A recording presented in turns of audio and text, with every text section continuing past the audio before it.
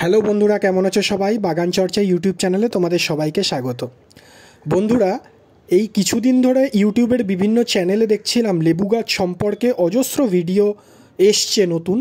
তার মধ্যে বেশিরভাগ ভিডিওই লক্ষ্য করছিলাম পয়েন্ট টু পয়েন্ট কথা বলার চাইতে অবান্তর কথা প্রচুর বেশি বলা হয়েছে। লেবু গাছে ডাল দিলে কি হয়, লেবু গাছে কফি দিলে কি হয়, লেবু গাছে ডিম দিলে কি হয়। দেখুন বন্ধুরা, একটা সামান্য জিনিস, লেবু চাষ বা বাড়িতে লেবু গাছ লাগাবো, সেখান থেকে কাঙ্ক্ষিত ফল পাবো, এর জন্য কিন্তু এরকম হাবিজাবি জিনিস দেওয়ার দরকার পড়ে না। সিম্পল খুব সাধারণ পরিচর্যা করলেই কিন্তু বাড়িতে কিন্তু লেবু গাছে প্রচুর লেবু ফলানো সম্ভব। তো আমি খুব সিম্পলভাবে পয়েন্ট টু পয়েন্ট আলোচনা করছি। বন্ধুরা, শীত প্রায় শেষের দিকে, সুতরাং লেবু গাছে তোমাদের বেশিরভাগেরই অবস্থা হচ্ছে হলুদ পাতা প্রায় পড়ে যাচ্ছে, সেরকম কুড়ি আসছে না। এখন তোমরা জাস্ট একটা কাজ করো, ঠিক এরকমভাবে গাছের আগাছাগুলোকে সাফ করে দাও, গাছের মাটিটাকে একটু আলগা করো। আলগা করে তোমরা যেটা দেবে সেটা হচ্ছে হাড় গুঁড়ো। হাড় গুঁড়োটা ভালো করে দিয়ে দাও। নাইট্রোজেন জাতীয় খাবার এখন দিতে যেও না। আর একটু টবের মাটি থেকে দূরে তোমরা লাল পটাশ প্রয়োগ করে দাও। আর কোনো খাবার দিও না। এক সপ্তাহ বাদে বাদে সর্ষের খোল প্রয়োগ করো।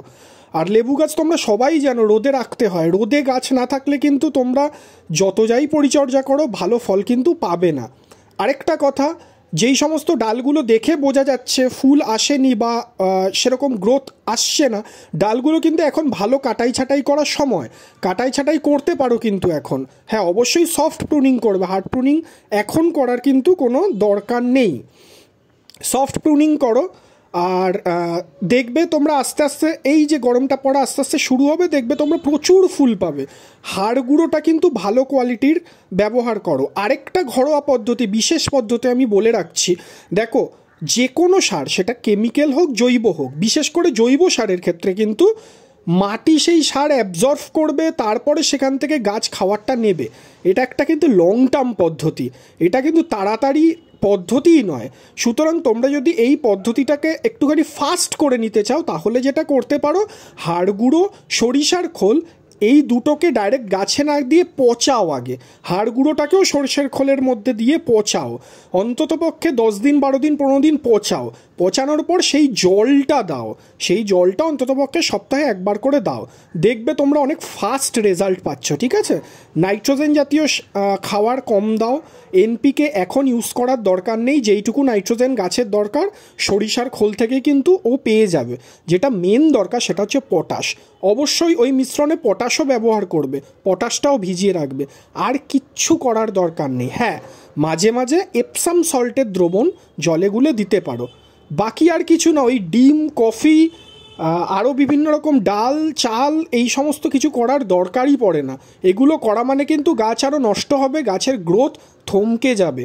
অনেকেই বেশি খাবার, বেশি সার দিয়ে গাছের গ্রোথটাকে কিন্তু আটকে দেন। এনারা বোঝেন না বেশি খাবার দিলেই কিন্তু গাছ ভালো হবে।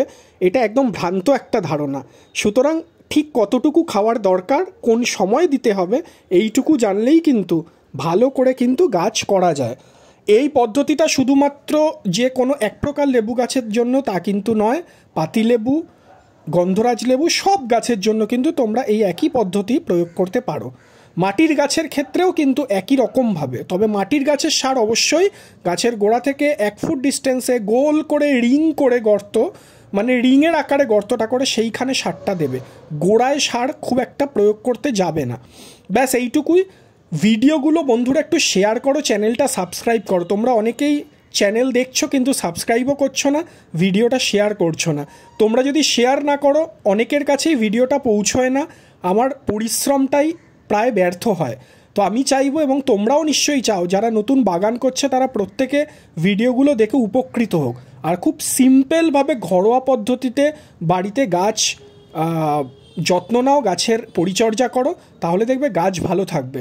অবশ্যই গাছকে স্নান করাতে ভুলবে না। অনেকেই শুধু গাছের মাটিতে জল দেন না, গাছকে স্নান করাতে হবে প্রত্যেক দিন অন্তত একবার। তাহলে আজকের মতন এই পর্যন্তই। সামনে কিন্তু প্রচুর ভালো ভালো ভিডিও আসছে।